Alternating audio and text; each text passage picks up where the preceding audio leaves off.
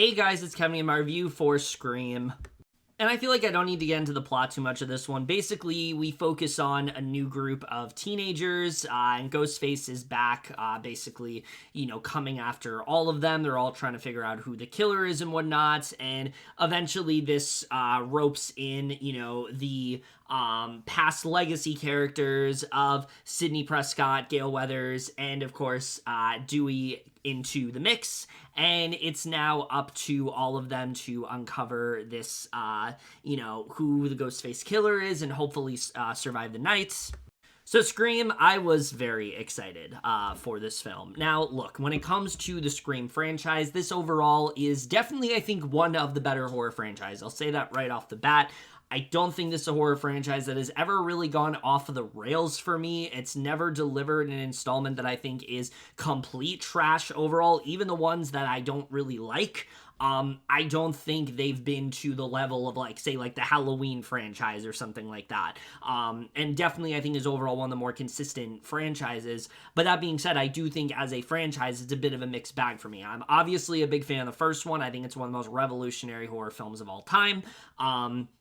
And then the second film I actually think is a very solid sequel. I think there's a lot of things about it that just don't get enough credit, and I really like that sequel a lot. Unfortunately, 3 I think is pretty bad, and 4 I just did not really care for overall. So going into this next one, I was really just hoping that this could hopefully retain the magic of what made those first 2 films work so well, but also give us something fresh, give us more of a purpose for its existence and things like that. I feel like that's very much been lacking in the past 2 sequels, so I was very much excited to see how this was going to turn out. Obviously, it sucks that Wes Craven is no longer with us and that he could not be involved with this, but when they announced that the Ready or Not directors were going to be at the helm, I especially got excited because I felt like they were probably the best replacements that you could have gotten.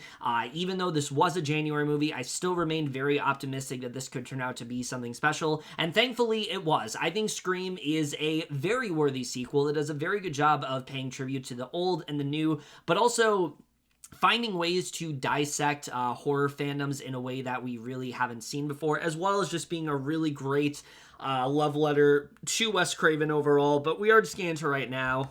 And the one thing I will say right off the bat that I think this movie does exceptionally well is the cast here. I think everyone is fantastic in this movie. I really don't think there's a weak link in the bunch when it comes to acting in this film.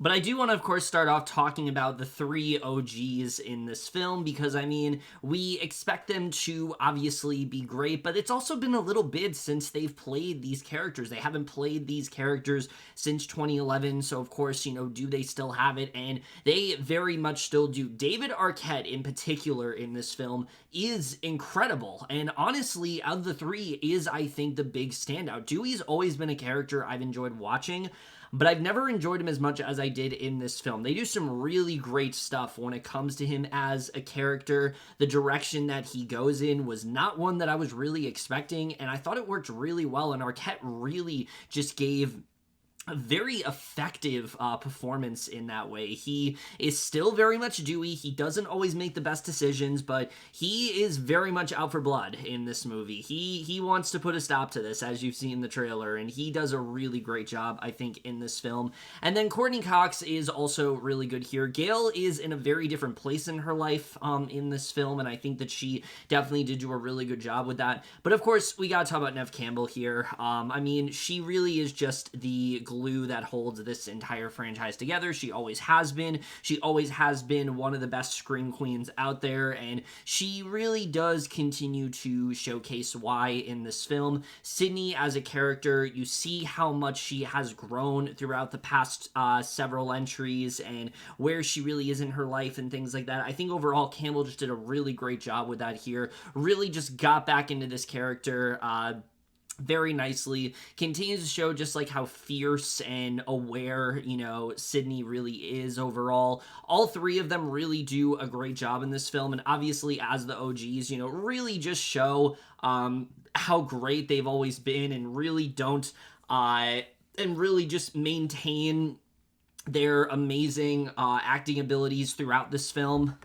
But I gotta say, when it comes to this film, it really is the newer actors here that really do stick out the most here. And of course, we gotta start out talking about basically our lead character here in Melissa Barrera, who does play the character of Sam Carpenter, who you guys know I've been a huge fan of her since, the days of Vita, a highly overlooked show on Starz that I really do wish had more of a following, but she was always amazing in that show. I loved her in The Heights last year, and this is really, though, her own vehicle to really show her acting chops. This is really her chance to really show off how strong of an actress she can be, who I thought was fantastic in this film. I think she's very well cast here. Sam as a character is very mysterious. She's been away for a while, from Woodbarrow, and you don't really know what's really going on with her, but eventually she has a personal connection to all of this, as we find out, and I thought she just did a really good job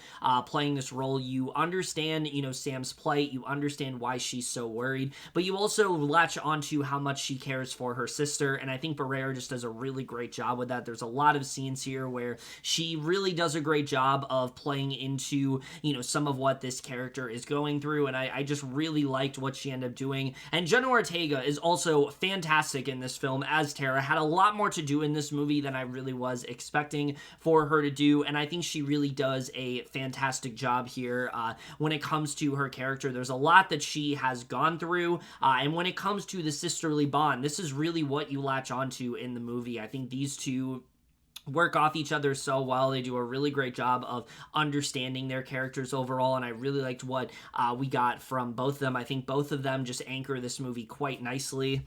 But the wrestling has also does an excellent job here. One of the best parts, I think, of this entire film is the combined effort from both Mason Gooding and especially Jasmin Savvy Brown as the twins of Chad and Mindy, who really do provide some really nice comedic effort to this film. You really could say they are like the Randy of this movie, especially Mindy. She's the one that's constantly calling out people, giving them all the rules and things like that. And my God, what a presence Brown has to her. I always knew she had in her. Obviously, she's a Leftovers alum, so you guys know, I get excited whenever someone from that show shows up in something. But I think Brown is a talent that has only recently really gotten to show her acting chops. This and Yellow Jackets, a show I'll be talking about in another review. I think she has just done such an amazing job of showing how charismatic she is, how she really just does a great job of commanding every single scene that she's in, and I just really love what she ended up doing here. I think she very much is the audience's eyes and ears in this movie. She's the character where,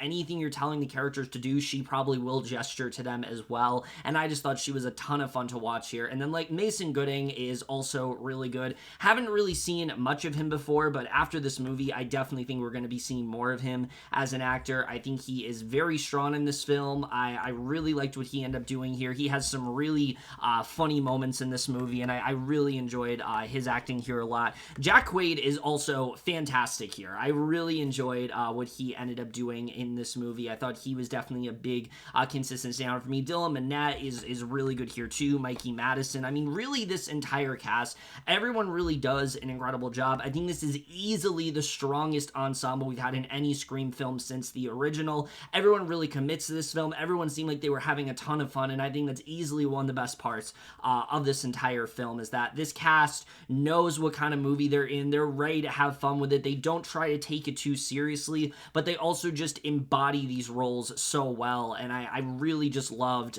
just from top to bottom, everyone in terms of acting here. Okay, now let's get to the directing and the writing, because like I said, going in, this was something that I was a little bit wary about. Obviously, the directors in this movie, Bettinelli-Olpin and Tyler Gillett, have pretty big shoes to fill. Obviously, Wes Craven is no longer with us, so unfortunately, he was unable to direct this film, and you can't replace him. Like, right off the bat, you can't replace him, but it doesn't really feel like they're trying to. They're taking the spirit of what Craven did, but also adding their own little spin on it. And I think they do a really good job with that in this movie. This movie is definitely, definitely captures the spirit of Scream very well, and I think that's something that they did very well in this movie, that they don't try to change up too much here. The wit and the fun that have always made these movies is still very much here. The self-aware nature of it all is still very much in this film, but they also add a bit more this emotional core to the film that I thought overall they did a really good job with. It very much felt like they directed this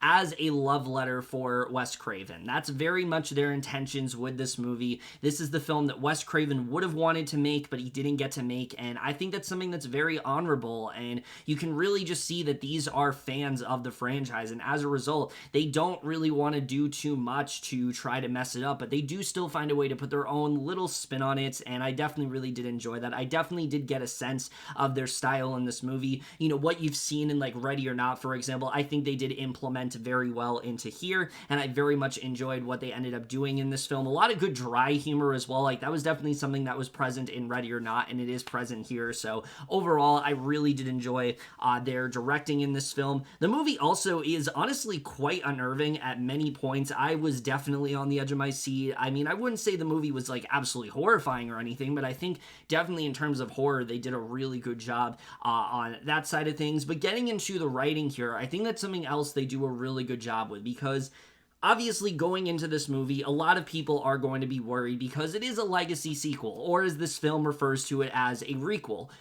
But every single complaint you have going in, this film is like completely aware of. Like, this movie knows that people are annoyed that the movie's just called Scream and it's not called Scream 5. That's the idea. The idea is to poke fun at that. The idea is to poke fun at the idea of the legacy sequel. A movie that tries to act like the other entries don't exist. A movie that tries to serve itself as a movie that serves almost like an apology for previous entries in the franchise. We've seen this recently with like Ghostbusters and especially the Halloween franchise that have very much done that. And Scream is doing that, but it's also not. It's kind of like a deconstruction of that, because Scream, on the other hand, is one of the few horror franchises where they kind of acknowledge that, like, yeah, those previous entries did in fact happen, and we're not going to just retcon them. It's been one of the few horror franchises that's actually kept its continuity pretty consistent throughout, and I think for me that's one of the reasons it's definitely one of the better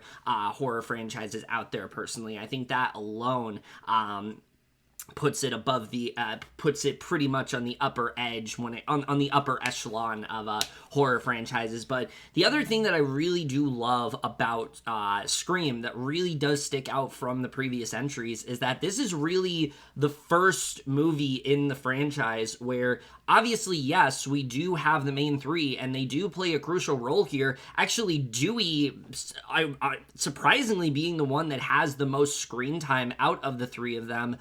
But for the first time, they're actually not the focus in this movie. The focus of this movie is on the new characters, and that's something that I personally really appreciate, because one of my issues with Scream 4 is that while that movie did have a lot of new characters, I just didn't feel the movie focused enough on them. They were a little too attached to the main trio. And I understand, obviously, you know, the trio is part of what made this series so successful. There's such rock-solid characters. Sydney, Gail, Dewey, all wonderful characters that I very do much enjoy seeing in every single entry that they're in. I think they've always been rock solid in terms of that. But I've always felt like this franchise was a little too attached to them. And this movie understands that they don't always need to be the backbone of the film. So while here they definitely do play a crucial role, it actually does take a while for them to show up. And to be honest with you, because of how good these new characters were, I wasn't really missing that main trio all that much. I was very attached to the character of Sam, especially. I think she is a really great lead. She has a familiar tie to what's going on within this. She has a very personal connection to the Ghostface killer, and it was something that I wasn't really expecting for them to do with her, but I thought it made her character that much much more interesting as a result, and that's something that I really did appreciate. And I think Tara as well is a really great character as well, her sister, who's kind of been abandoned and has some resentment towards her older sister because of it. I think that their bond is something that you really are just going to find yourself latched onto in this movie just as much as you did the main three. I think they really are the heart and soul of this entire film, and I think that's something that this film does an excellent job with. But beyond them, I mean, there's some really great characters. We already talked about the twins, Chad and Mindy, who I just absolutely adored in this movie. They perfectly play the role of those characters that are questioning every single action that these characters are doing, but they actually take it even farther than that. All of the group of friends in this movie, you know, because of the fact that the Ghostface Killer has become something that is pretty common to a lot of these characters, you know, each one of them are sussing each other out throughout this entire movie. They really do lay it on thick when it comes to that, and that's something I really did appreciate, especially in the third act of this movie. They do some really clever stuff when it comes to certain reveals, and they kind of throw you off at points, and I really liked the way that they end up going about. I'm not going to say much more than that, but I really like the way that they ended up playing into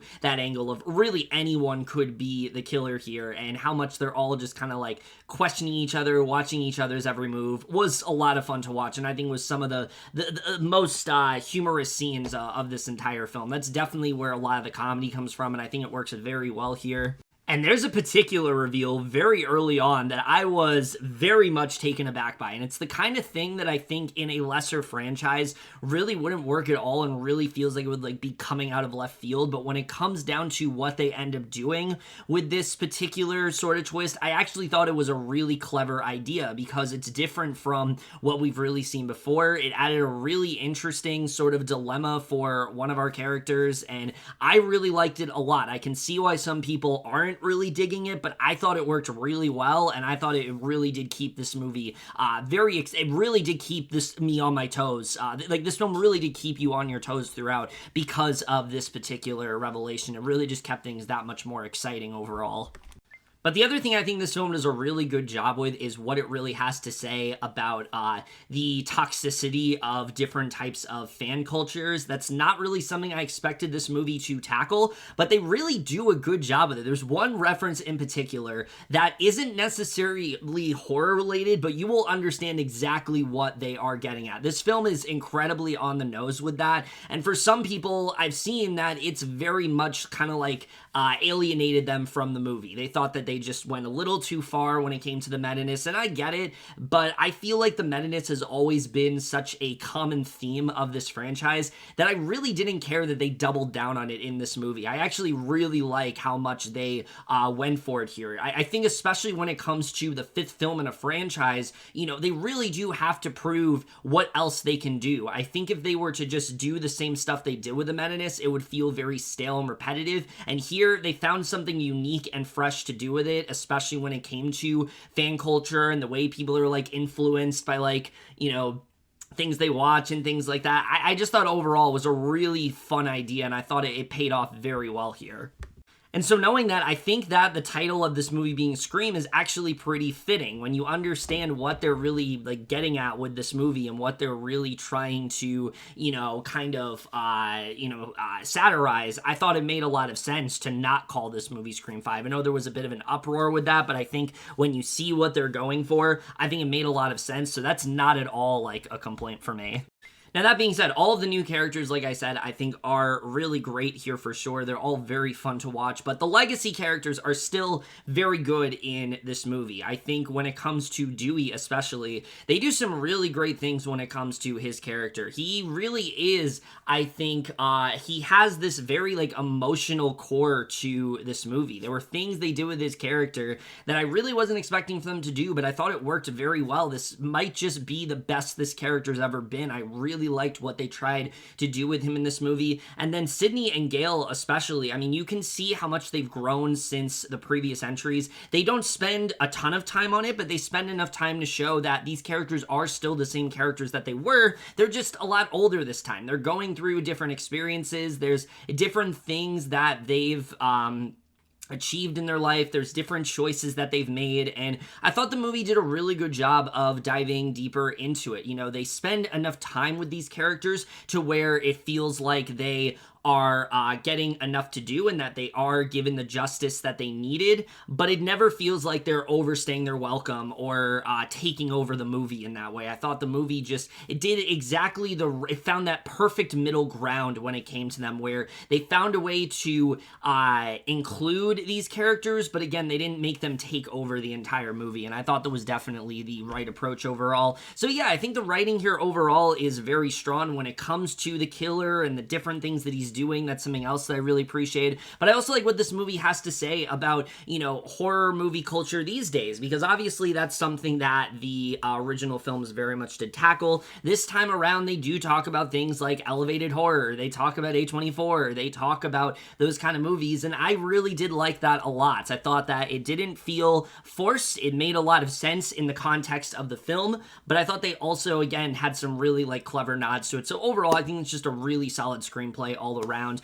The cinematography here is really good in this movie. This film is very graphic. They really do go far when it comes to the blood and gore. Obviously, it's a slasher, but there were some really great kills here. There's one especially involving a shower. That's all I'm really going to say, but the build up to that, whew, it was so good. It was such a good kill. There are a lot of great kills in this movie that I very much did enjoy a lot, but just the look and feel of everything. I mean, this movie doesn't feel cheap in the slightest. It feels like they really did take their time. Production design and things like that is all just really strong in this movie. I think there's some really great shots here as well. There's a lot of really good, clever nods as well to the, earlier entries in the franchise, and I thought that they did a pretty great job with that. So overall, I very much enjoyed the cinematography here. The score also is really great, as it usually is in these films. I thought they did a good job with that here. And the editing, this movie really did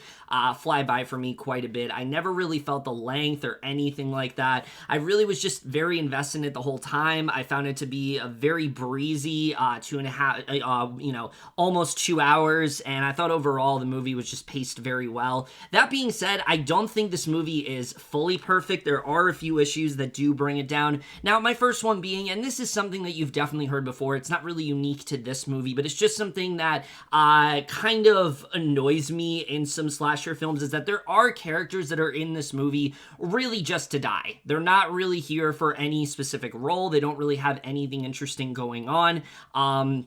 And as a result, I felt that their characters were a little too disposable for me. I felt that some of the story potential for them was cut a little short when we started to find out some things about their characters, and I wish they could have done a little bit more with them. And also, there are some aspects to this movie that I did find very predictable. One in particular that I really think they could have done a better job at sort of misdirecting you or going down a different direction, because it did seem pretty obvious as to what was going on, and I thought they could have done a better job when it came to that. Other than that, though, I really don't have too many complaints when it comes to Scream. I think this is very much a worthy sequel. It does a really good job of honoring the original, but also introducing newer elements to keep things fresh and exciting, whether it's the social commentary about toxic fan culture or what it has to say about elevated horror and things like that, but then also kind of poking fun at the idea of requels and really kind of turning it on its head. I think they do a really good job with that here, too. All the performances are rock solid. Obviously, the main three are fantastic. David Arquette being absolutely phenomenal in this for sure, but it's really the new characters that really do stick out. They really are the backbone of this entire movie. Melissa Barrera, Jenna Ortega, Jack Quaid, and Jasmin Savvy Brown and Mason Gooding really being the standouts in this film for me. I think in terms of the new cast here, there's some really creative kills, some really clever moments. Scream really is what you want in a revival type sequel. It does a really good job of reminding you how great this franchise can be, showing that there is still a lot that they can do even in a fifth film. And moving forward, they have announced there's going to be a sixth movie. I was pretty hesitant on it because I do think the note that this movie ends on is a good note to like end the overall franchise, but considering what they were able to do with this film, showing that they do still have a lot of freshness, they do still have a lot that they can do, and showing this is a film that is still willing to take some really big swings and really do some things that I don't think a lot of people are expecting, finding ways to keep this franchise creative and exciting. The gas really has not ran out at all. There still is definitely a lot that this franchise has left to give, and moving forward, I would definitely be down to see what else they really do have to offer. I think that Matt Bertolini-Olpin and Tyler Gillett do a really good job of directing this film, putting their own unique spin on it, but also really paying tribute to what Wes Craven really did create. This really is everything you could want in a legacy sequel overall. I think it's definitely one of the better of its kind, and especially for a January movie, this is far better than it really did have any right to be, and I'm very happy to say I think is the first really great sequel that we've had in this franchise. So overall, I am going to give Scream 2022 an A-.